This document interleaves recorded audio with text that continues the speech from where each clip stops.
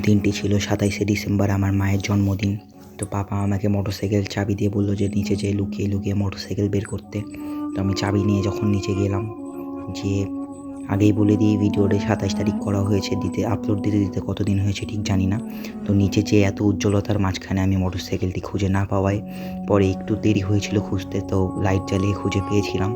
পাওয়ার পরে ক্যামেরায় কেন জানি একটু লাইট কমই মনে হচ্ছে। তো মোটরসাইকেল খুঁজে পাওয়ার পরে আমি আর স্টার্ট দিতে পারিনি, তা পাপা স্টার্ট দিয়ে পাপার সাথেই আমি বসে যাচ্ছিলাম মোটরসাইকেলে। যাওয়ার পরে আমরা মূল উদ্দেশ্য ছিল একটি কেক ডাকাতি করার, কিন্তু কেকের দোকানে ঢোকার সাথে সাথে দেখি যে দোকানদারটি আমাদের পরিচিত ছিল, তাই এবারের মতো কেক ডাকাতি আর হলো না আমাদের দ্বারা। ঢোকার পরে দেখি 2টো নাইজেরিয়ান কেক এবং একটি লাল কেক ছিল এবং কিছু ফর্সা কেক ছিল। তো আমার মাথায় কিছু ঢুকলো না। পরে দেখছি যে পাপা একটি নাইজেরিয়ান কেক নিল, নেওয়ার পরে আঙ্কেল ওটাকে একটু প্রস্তুত করে দিচ্ছে এবং পাশের টেবিলে দেখলাম যে একটা আঙ্কেল কোটি কোটি টাকার হিসাব করছিল।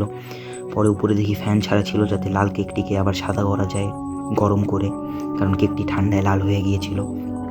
পরে আঙ্কেল উপরে দেখছি যে নাইজেরিয়ান কেকটিকে ক্রিম দিয়ে সাদা করার চেষ্টা করছিল, কিন্তু এই বিষাক্ত ক্রিম কম পড়ে যাওয়া এইবারের মতো কেকটি আর সাদা হলো না। পরে এই কেকটিকে জামা কাপড় পরিয়ে দেওয়া হলো যাতে ঠান্ডায় লাল না হয়ে যায় রাস্তায় নিয়ে যেতে যেতে। পরে বললাম আঙ্কেল ঠান্ডা লাগতে পারে, তো আঙ্কেল একটি ব্যাগ পরাইয়ে দিল সাথে। তো ব্যাগে করে নিয়ে যাওয়ার সময় আমি রাস্তার মাঝে যখন গেট খুলতে নিয়েছিলাম, এবং গেটে একটু খুলতে অসুবিধা হয়েছিল কারণ এক হাতে মোবাইল এক হাতে কেক ছিল। তো পরে ভাবলাম যে কেকটা আবার নষ্ট কি হয়ে গেল না, পরে দেখা যাবে কি হয়েছে। কিন্তু বামে তাকিয়ে দেখি একটি গর্ত করা হচ্ছে, এই গর্তটাই একদিন বড় হয়ে সমুদ্র হবে আমার যা ধারণা। পরে দেখি সমুদ্র দেখতে দেখতে পাপা মোটরসাইকেল নিয়ে চলে যেতে নিয়েছিল, এর মধ্যে আমি দৌড় দিয়ে যেয়ে মোটরসাইকেলে বসে পড়েছিলাম। তো আমি সমুদ্র দেখতে দেখতে যাচ্ছিলাম, কিন্তু ইতিমধ্যে পাপা তার নিজ ধ্যানে বাসার উদ্দেশ্যে মোটরসাইকেল চালিয়ে যাচ্ছিল। পরে আমি এদিক ওদিক নজর রাখছিলাম যাতে কোনো জিন টিন না আসে, কারণ আমার নানি বলেছিল রাতের বেলা মিষ্টি জিনিসের দিকে নাকি জিন আকর্ষিত হয়। কিন্তু আমার সাথে কিছু জিন আসুক বা না আসুক, কিন্তু কিছু মানুষ আর পিছিয়ে আসছিল এবং পাশ দিয়ে চলে যাচ্ছিল। তা আমি পরে ভাবলাম যে না, তারা তাদের নিজের কাজেই যাচ্ছে। পরে রাস্তায় দেখতে পাই একটি অদ্ভুত জিনিস, একটি বাইক জিন হয়ে আমাদের পিছে তাড়া করছিল যে সে কেকটি খেয়ে নেবে, তাই ওটাকে দেখতে দেখতে যাচ্ছিলাম। পরে দেখলাম যে না, ওটা নর্মাল কিছুই। পরে মাকে যখন কেক সারপ্রাইজ দিতে আনলাম, ভাবলাম অনেক রিয়াকশন দেখতে পারবো, ক্যামেরা অনই ছিল, কিন্তু কিছু মায়ের কোনো রিয়াকশনই নেই, মা বুঝলোই না কী হয়েছে।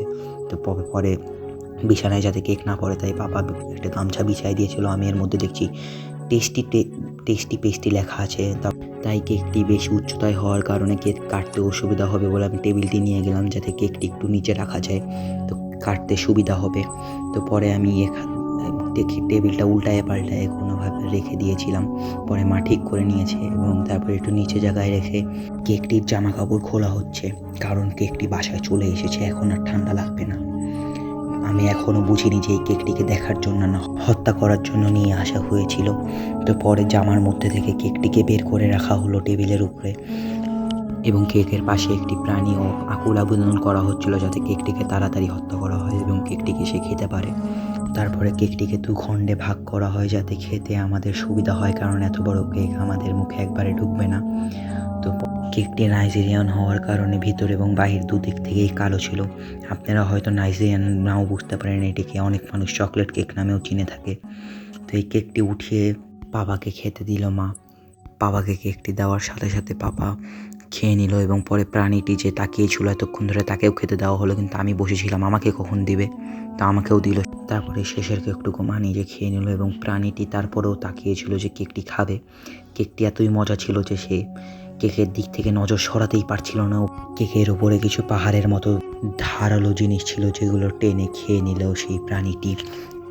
ভিডিওটা যদি এতখানি দেখে থাকেন তাহলে অবশ্যই লাইক এবং ফলো করেই যাবেন।